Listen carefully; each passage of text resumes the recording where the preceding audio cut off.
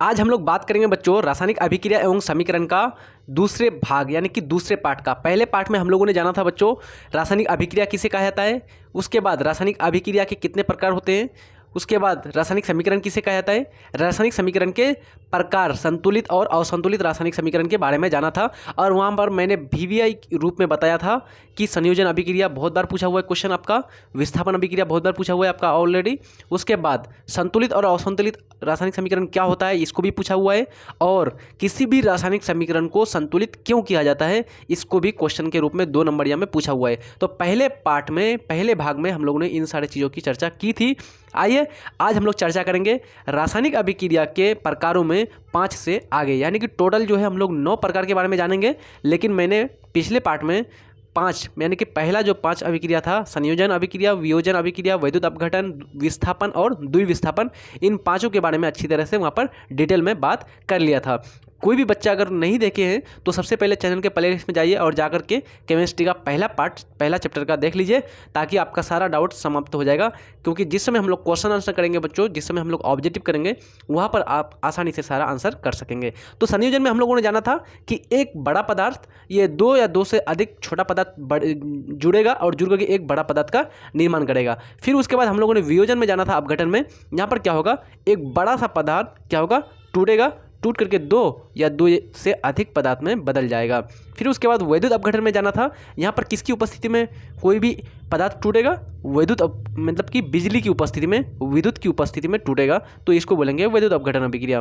फिर उसके बाद जाना था एकल विस्थापन या विस्थापन अभिक्रिया। तो मैंने यहाँ पर बताया था विस्थापन में क्या होगा, एक शक्तिशाली, एक पावरफुल तत्व दूसरे कमजोर तत्व को उसके स्थान से क्या कर देगा, रिप्लेस कर देगा, प्रतिस्थापित कर देगा और उसके स्थान को घेर लेगा, तो वहाँ पर बन जाएगा विस्थापन रासायनिक अभिक्रिया। फिर उसके बाद मैंने बात किया था द्विविस्थापन अभिक्रिया। इस अभिक्रिया में क्या होगा बच्चों, 2 पदार्थ अपने मूलकों का आदान प्रदान करेगा। किसका आदान प्रदान करेगा, मूलकों का, तो इसको बोलेंगे द्विविस्थापन रासायनिक अभिक्रिया। ठीक है, आगे बढ़ते हैं। आज हम लोग मुख्य रूप से बात करेंगे प्रकाश रासायनिक अभिक्रिया, उदासीनीकरण अभिक्रिया, अवक्षेपण अभिक्रिया, ऑक्सीकरण तथा अपकरण अभिक्रिया, फिर उसके बाद उष्मा क्षेपी और उष्मा शोषी अभिक्रिया के बारे में। ठीक है, तो आइए स्टार्ट करते हैं आज के टॉपिक को। तो यहाँ पर हम लोग बात करेंगे मुख्य रूप से, सबसे पहला आपका आ रहा है बच्चों प्रकाश रासायनिक अभिक्रिया। अब आप लोग को प्रकाश रासायनिक अभिक्रिया जैसे ही आपके कानों पर इस आवाज़ पड़ती है, तुरंत आपको आपके माइंड में यह आया होगा बच्चों कि यहाँ पर प्रकाश की उपस्थिति में वो अभिक्रिया पूरा होगा।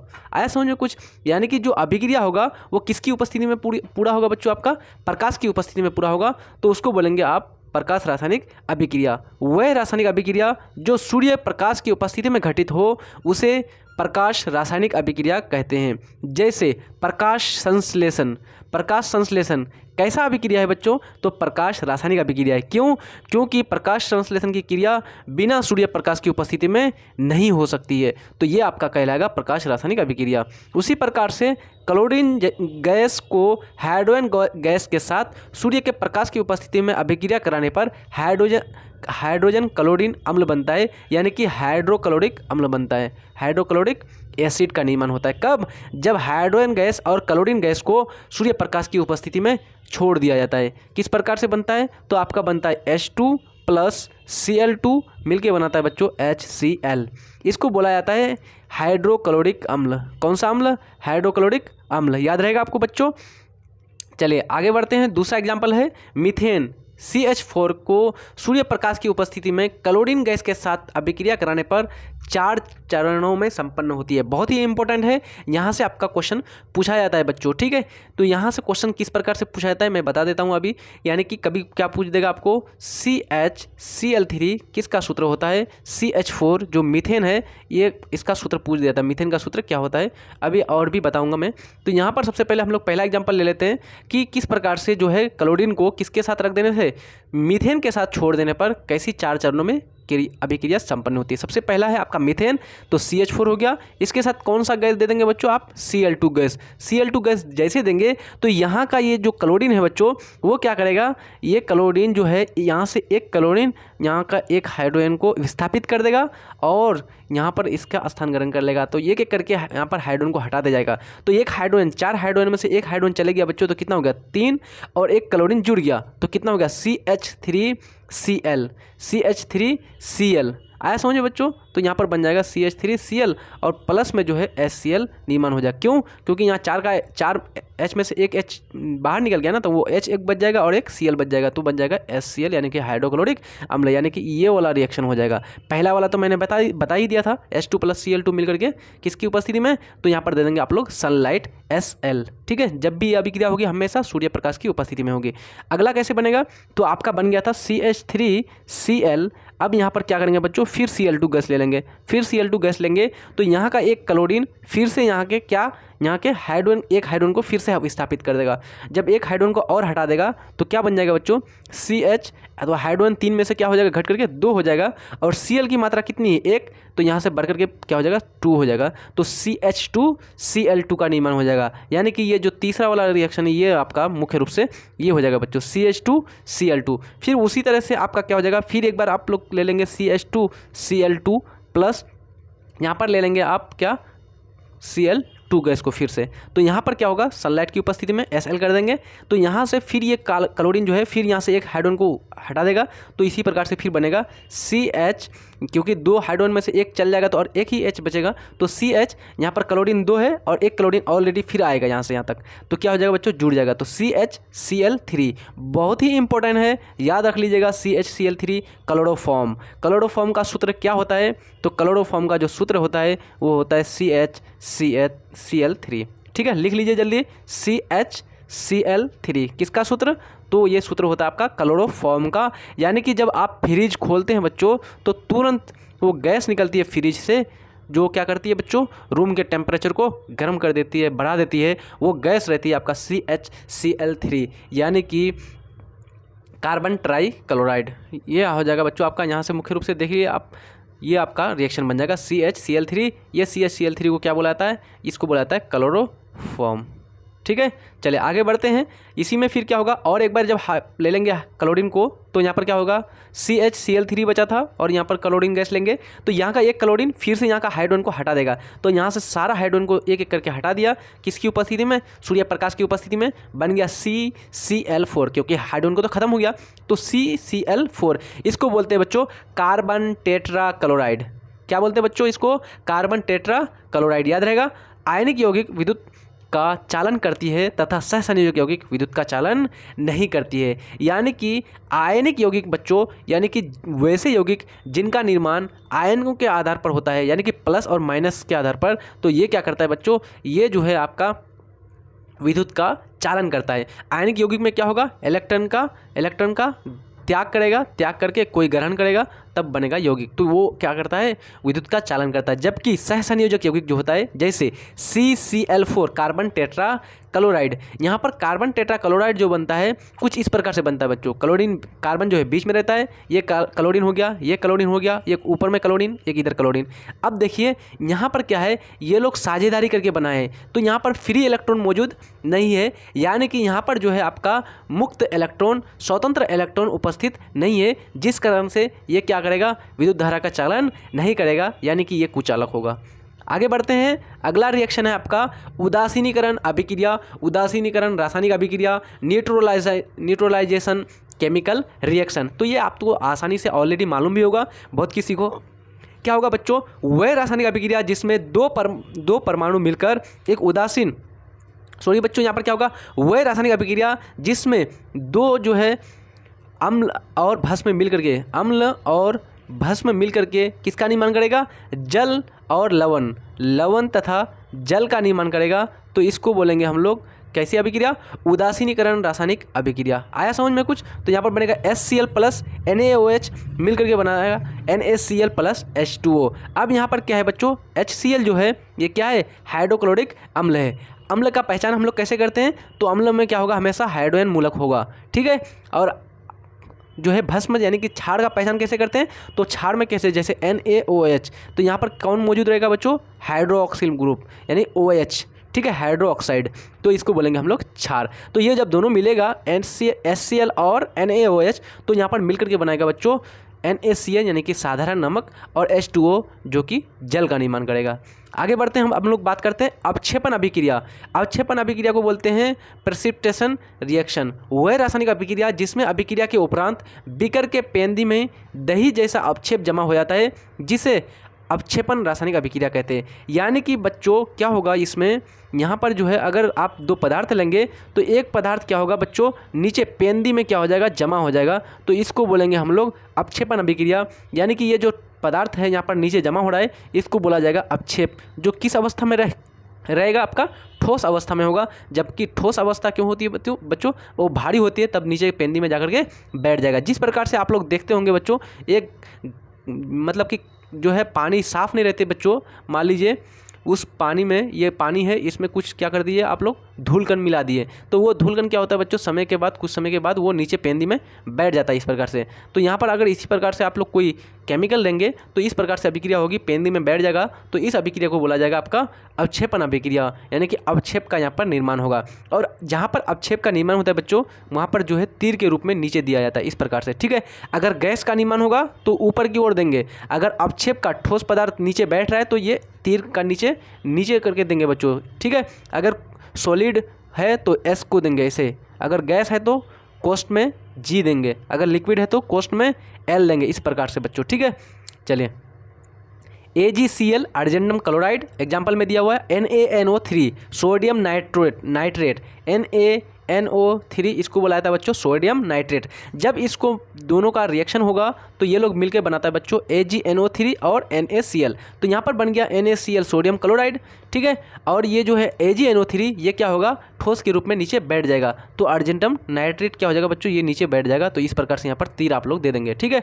तो यहाँ पर क्या है बच्चों, ये समझ में आप लोग को आसानी से आ गया। अब आगे बात करते हैं, कुछ दो टर्म यहाँ पर दिया हुआ है बीच में, कॉन्सेंट्रेट और एक होता है तनु यानी कि डाइल्यूट।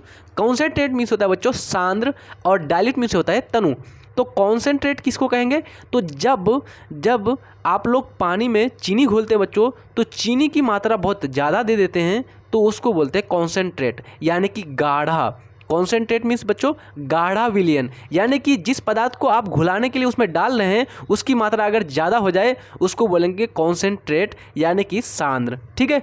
अगर वहीं पर अगर आप लोग पानी की मात्रा ज़्यादा कर देते हैं और चीनी की मात्रा बहुत कम कर देते हैं, तो आप लोग क्या बोलते हैं बच्चों, बहुत ही पतला बना दिया है ना, बहुत ही ज़्यादा पतला कर दिया है, तो इस प्रकार से वो कहलाएगा डाइल्यूट सॉल्यूशन यानी कि तनु विलयन। आया समझ में कुछ, तो इसको बोलेंगे तनु, इसको पतला भी बोल सकते हैं आप लोग, ठीक है। कॉन्सेंट्रेट सांद्र को आप लोग याद रखेंगे गाढ़ा, और तनु को याद रखेंगे पतला। जब मैं बोलूँगा कि एक सांद्र विलयन लीजिए तो तुरंत समझ में आ जाना चाहिए कैसा विलयन होना चाहिए, गाढ़ा, यानी कि जो घुलाएंगे जिस पदार्थ को उसकी मात्रा कैसी होनी चाहिए, ज़्यादा होनी चाहिए। जब मैं बोलूँगा कि तनु विलयन लीजिए तो यहाँ पर क्या होगा, जो पदार्थ घुलाएंगे उसकी मात्रा कैसी होगी, कम, और पानी की मात्रा ज़्यादा। आया समझ में कुछ। चलिए आगे बढ़ते हैं। अब हम लोग बात करते हैं ऑक्सीकरण तथा अवकरण रासायनिक अभिक्रिया के बारे में। ऑक्सीकरण और अवकरण रासायनिक अभिक्रिया, तो सबसे पहले चीज़ है बच्चों ऑक्सीकरण। टर्म को समझिए, आसानी से समझ में आ जाएगा सारा चीज़। ऑक्सीकरण रासायनिक अभिक्रिया में क्या होगा बच्चों, ऑक्सीकरण यानी कि ऑक्सीजन का जुड़ेगा, ऑक्सीजन क्या होगा, जुड़ेगा, या फिर हाइड्रोजन क्या होगा, घटेगा। यानी कि याद रख लीजिए आप लोग, ऑक्सीजन प्लस और हाइड्रोजन माइनस। जब ऑक्सीजन प्लस होगा या हाइड्रोजन माइनस होगा तो वह कहलाएगा आपका ऑक्सीकरण रासायनिक अभिक्रिया। आया समझ में कुछ। तो यहाँ पर क्या होगा, वह रासायनिक अभिक्रिया जिसमें किसी पदार्थ के साथ ऑक्सीजन का जुड़ना या इलेक्ट्रॉन का जुड़ना या ऋणायन का जुड़ना या प्रोटॉन का हटना या हाइड्रोजन का घटना, बहुत सारा बात है यहाँ पर दिया हुआ है बच्चों, आप लोग को टेंशन नहीं लेना है। सबसे पहला है आपका ऑक्सीजन का प्लस होना, ठीक है। दूसरा है आपका इलेक्ट्रॉन का जुड़ना, यानी कि इलेक्ट्रॉन अगर जुड़ रहा है तो वो भी क्या कहलाएगा आपका ऑक्सीकरण। तीसरा है आपका ऋणायन यानी कि माइनस चार्ज का जुड़ना। तो इलेक्ट्रॉन क्या होता है बच्चों, इलेक्ट्रॉन पर माइनस चार्ज होता है ना, तो इलेक्ट्रॉन का जुड़ना मतलब ऋणायन का जुड़ना वही हो जाएगा। प्रोटॉन का हटना, तो प्रोटॉन में क्या होता है बच्चों, प्लस, है ना, प्रोटॉन का हटना। उसी प्रकार से हाइड्रोजन का घटना, तो हाइड्रोजन क्या होता है बच्चों, हाइड्रोजन में भी तो एक इलेक्ट्रॉन होता है ना, तो वो भी क्या होता है, प्लस में होता है, पॉजिटिव होता है। तो ये प्लस यानी कि प्रोटॉन का हटना मीन्स हाइड्रोजन का हटना क्या कहलाता है आपका, ऑक्सीकरण रासायनिक अभिक्रिया कहलाता है। उसी प्रकार से अगर ऑक्सीजन घटा देंगे और हाइड्रोजन जोड़ देंगे तो वो कहलाएगा आपका कौन सा अभिक्रिया? अवकरण अभिक्रिया। हाइड्रोजन का जुड़ना और ऑक्सीजन का घटना क्या कहलाएगा बच्चों? आपका अवकरण अभिक्रिया। इसको बोलेंगे रिडक्शन रिएक्शन, जबकि ऑक्सीकरण को बोलेंगे ऑक्सीडाइजेशन रिएक्शन। आया समझ में कुछ? अब यहाँ पर देखिए मैं एग्जाम्पल यहाँ पर दिया हुआ, तो एग्जाम्पल के रूप में देखिए Zn plus H2SO4 Zn plus H2SO4। 1 second बच्चों, ये जो आपका रिएक्शन दिया हुआ है ये मुख्य रूप से आपका जो है विस्थापन अभिक्रिया के लिए लागू हुआ। ठीक है, यहाँ पर मैं एग्जांपल देता हूँ आपको। Cu प्लस O मिलकर के बना रहा है CuO। अब यहाँ पर बताइए कि कौन सा अभिक्रिया हुआ है, ऑक्सीकरण या फिर अपकरण? तो यहाँ पर देखिए बच्चों, ये आपका Cu है। क्या है बच्चों? Cu कॉपर, और कॉपर के साथ ये ऑक्सीजन क्या हो रहा है? जुड़ रहा है। ऑक्सीजन जुड़ रहा है तो कौन सा अभिक्रिया कहलाएगा? ये आपका कहलाएगा ऑक्सीकरण अभिक्रिया। कौन सी अभिक्रिया बच्चों? ऑक्सीकरण अभिक्रिया। आया समझ में कुछ? इसी प्रकार से आप लोग कुछ भी ले लीजिए, मैग्नीशियम ले लीजिए Mg, और उसके साथ किसको जोड़ दिए? ऑक्सीजन। तो ऑक्सीजन को जोड़िएगा तो क्या बन जाएगा? MgO। तो यहाँ पर क्या कहलाएगा बच्चों? ये आपका ऑक्सीकरण अभिक्रिया। इसी प्रकार से अगर मान लीजिए HCl है और इसको क्या कर दिए आप लोग? इलेक्ट्रिक करंट के द्वारा इसको तोड़ दिए, किसी भी तरह से H2 और Cl2 में तोड़ दिए। जब दो भागों में इसको तोड़ देंगे आप लोग तो यहाँ पर क्या हो गया? हाइड्रोजन और क्लोरीन अलग हो गया। तो मैंने बताया हाइड्रोजन का घटना कौन सा अभिक्रिया? ऑक्सीकरण अभिक्रिया। कौन सी अभिक्रिया बच्चों? ऑक्सीकरण अभिक्रिया। लेकिन अगर बता दें H2 प्लस Cl2 मिलके बना रहा है HCl, तो कौन सी अभिक्रिया होगा? तो जानते हैं यहाँ पर देखिए हाइड्रोजन क्या हो रहा है? जुड़ रहा है। तो हाइड्रोजन का जुड़ना कौन सा अभिक्रिया? अवकरण अभिक्रिया, यानी कि रिडक्शन अभिक्रिया, रिडक्शन रिएक्शन। आया समझ में कुछ? तो ये सारा चीज़ आप लोगों को क्लियर हो जाना चाहिए। तो सबसे पहले आप लोग नोट डाउन कर लीजिए, ऑक्सीजन जब जुड़ेगा या हाइड्रोजन घटेगा तो कौन सा अभिक्रिया? ऑक्सीकरण अभिक्रिया। दूसरा नंबर में जब ऑक्सीजन घटेगा हाइड्रोजन जुड़ेगा तो कौन सा अभिक्रिया? अवकरण अभिक्रिया, रिडक्शन रिएक्शन। आया समझ में? चलिए आगे बढ़ते हैं। अब हम लोग बात करते हैं ऑक्सीकारक के बारे में, यानी ऑक्सीडाइजिंग एजेंट। ऑक्सीडाइजिंग एजेंट वह मूलक जो ऑक्सीकरण क्रिया को संपन्न करता है उसे क्या कहते हैं? ऑक्सीकारक कहते हैं। यानी कि बच्चों वह मूलक ऑक्सीकारक कहलाएगा जो किसको संपन्न करेगा? ऑक्सीकरण की क्रिया को संपन्न करेगा, उसको बोलेंगे ऑक्सीकरण। तो यहाँ पर जैसे मान लीजिए अगर H2 और O2 लेते हैं, प्लस O2 मिलके क्या बना रहा है? जल H2O। तो यहाँ पर हाइड्रोजन के साथ कौन जुड़ रहा है? ऑक्सीजन। ऑक्सीजन हाइड्रोजन के साथ जुड़ करके क्या किया बच्चों? ऑक्सीकरण की क्रिया को संपन्न किया। इसलिए यह ऑक्सीजन क्या कहलाएगा? यह ऑक्सीजन जो है आपका ऑक्सीकरण कहलाएगा। क्या कहलाएगा? ऑक्सीकारक कहलाएगा बच्चों। ठीक है, आया समझ में कुछ? ये क्या कहलाएगा? आपका ऑक्सीकारक कहलाएगा। तो यहाँ पर दिया हुआ है, यहाँ ऑक्सीजन हाइड्रोजन का ऑक्सीकरण कराता है, इसलिए ऑक्सीजन, यहाँ ऑक्सीजन को क्या कहेंगे? ऑक्सीकारक कहेंगे, यानी ऑक्सीडाइजिंग एजेंट कहेंगे। आया समझ में? चले अब बात करते हैं अवकारक के बारे में, यानी कि रिड्यूसिंग एजेंट। वह मूलक, सेम उसका उल्टा है बच्चों, वह मूलक जो अवकरण अभिक्रिया को संपादित करती है उसे अपकारक कहते हैं। यानी कि वह मूलक होगा यहाँ पर जो क्या कहलाएगा? अवकरण की क्रिया को संपन्न कराएगा, उसको बोलेंगे अवकारक। आया समझ में? यानी कि इसको बोलेंगे रिड्यूसिंग एजेंट। जैसे यहाँ पर एग्जाम्पल के रूप में दिया हुआ है Na प्लस Cl मिलके क्या बना रहा है बच्चों? NaCl। क्या बना रहा है? NaCl। तो यहाँ पर देखिए आप लोग, क्लोरीन के साथ कौन जुड़ रहा है? सोडियम। और सोडियम पर कौन सा चार्ज होता है बच्चों? Plus charge. तो मैंने बताया था प्लस चार्ज, यानी कि हाइड्रोजन प्लस चार्ज की तो किसका होता है? हाइड्रोजन का। तो प्लस चार्ज का किसी के साथ जुड़ना कौन सा अभिक्रिया? अवकरण अभिक्रिया। तो यहाँ पर अवकरण अभिक्रिया कौन करा रहा है? आपका Na करा रहा है, सोडियम करा रहा है, इसलिए ये सोडियम जो है ये क्या कहलाएगा? आपका अवकारक कहलाएगा। आया समझ में कुछ? ये क्या कहलाएगा बच्चों? आपका रिड्यूसिंग एजेंट कहलाएगा। समझ में नहीं आ रहा बच्चों तो कमेंट बॉक्स में कमेंट कीजिए आप लोग, जहाँ पर समझ में नहीं आ रहा है वहाँ पर दोबारा मैं आगे समझा दूंगा। आइए बात करते हैं अब हम लोग हमारे दैनिक जीवन में ऑक्सीकरण और अवकरण की क्या जो है महत्व है। ठीक है, तो हम लोगों के दैनिक जीवन में मुख्य रूप से बच्चों ऑक्सीकरण अभिक्रिया का सबसे ज़्यादा महत्व। किस अभिक्रिया का? आपका ऑक्सीकरण अभिक्रिया का। और ये सब जो प्रश्न है बच्चों बहुत बार पूछा हुआ है, ऑक्सीकरण अभिक्रिया किसे कहते हैं, अवकरण अभिक्रिया किसे कहते हैं। ठीक है, ये सब ऑलरेडी सारा क्वेश्चन ये सब आपका पूछा हुआ प्रश्न है बच्चों, ये सबको आप लोग को अच्छी तरह से ध्यान देना है। ठीक है, क्यों? क्योंकि ये बहुत बार ये सब आप लोगों का प्रश्न ऑलरेडी आया हुआ है। 2016 में भी ये प्रश्न आपका पूछा हुआ था बच्चों आपका। ठीक है, इसलिए ध्यान देना है सारा चीज़ को।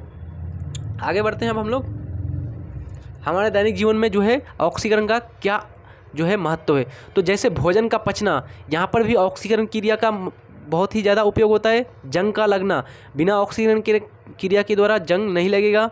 भोजन का विषाक्तन यानी कि भोजन का क्या होना बच्चों, सड़ना या भोजन का बास होना यानी कि भोजन का विकृत गंधता यानी कि गंध होना। दहन का जलना, ये बच्चों यहाँ पर होगा दहन का जलना। थोड़ा सा छोटा मिस्टेक हो जाता है बच्चों कभी टाइपिंग में थोड़ा सा ये।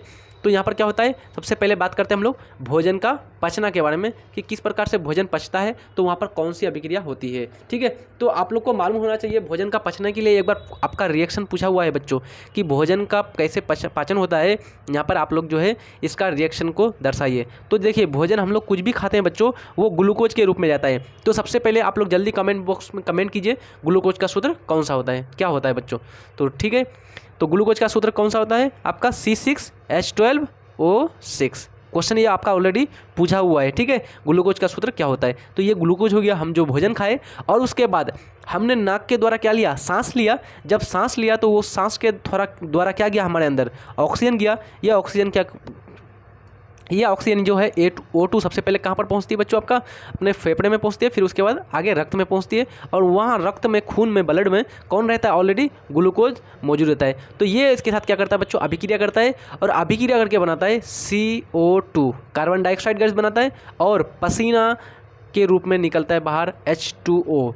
तो यहाँ पर दो पदार्थ का मुख्य रूप से निर्माण करता है, CO2 और H2O, और फिर उसके बाद हमको एनर्जी भी देता है। तो यहाँ पर निर्माण होता है ऊर्जा का। तो 3 प्रोडक्ट का निर्माण हो गया। तो यहाँ पर देखिए आप लोग ध्यान दीजिए बच्चों, यहाँ पर क्या हुआ। तो देखिए ये आपका हो गया ग्लूकोज। ग्लूकोज के साथ कौन जुड़ा, ऑक्सीजन जुड़ा।